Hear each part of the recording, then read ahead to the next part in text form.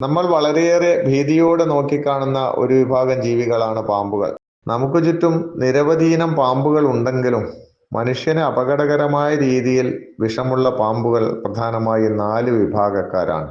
പാമ്പുകളുടെ രാജാവെന്ന് വിശേഷിപ്പിക്കുന്ന രാജവെമ്പാല, പത്തി വിടർത്താൻ കഴിവുള്ള മൂർഖൻ, രാത്രി സഞ്ചാരിയായ ശംഖുവരിയൻ അഥവാ വെള്ളിക്കട്ടൻ, പാമ്പുകളിലെ അസുരഗണങ്ങളായ അണലി വർഗക്കാർ എന്നിവയാണവർ.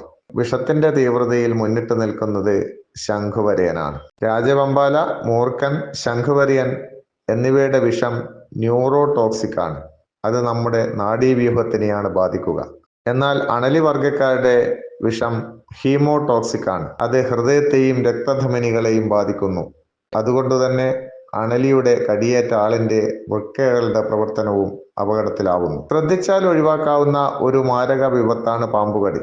രാത്രിയിൽ വെളിച്ചം ഉപയോഗിക്കുക, വീടും പരിസരവും വൃത്തിയായി സൂക്ഷിക്കുക, പാമ്പുകൾക്ക് ഒളിഞ്ഞിരിക്കാനുള്ള സാഹചര്യം ഇല്ലാതാക്കുക, ചപ്പുചവറുകൾ നീക്കം ചെയ്യുമ്പോൾ കൈകാലുകൾ കൊണ്ട് നേരിട്ട് ചെയ്യാതിരിക്കുക എന്നിവയാണ് പാമ്പുകടി ഒഴിവാക്കാനുള്ള പ്രധാന മാർഗങ്ങൾ. പാമ്പുകടിയേറ്റ ആളെ ഓടാനോ നടക്കാനോ അനുവദിക്കാതെ ശാന്തനായി കഴിയും വേഗം വിഷചികിത്സാ സൗകര്യമുള്ള ആശുപത്രിയിൽ എത്തിച്ച് വൈദ്യസഹായം തേടുക എന്നതാണ് ഏറ്റവും ഉചിതമായ മാർഗം. കടിവായിൽ ഐസ് വെക്കുക, കീറിമുറിക്കുക, വരിഞ്ഞു കെട്ടുക, മരുന്ന് വെക്കുക എന്നിവയൊന്നും ഒരിക്കലും ചെയ്യാൻ പാടില്ല. വിഷചികിത്സാ സൗകര്യമുള്ള ആശുപത്രികളുടെ വിവരങ്ങൾ അറിയാൻ കേരള വനം വകുപ്പിന്റെ സർപ്പ ആപ്പ് ഉപയോഗിക്കുക.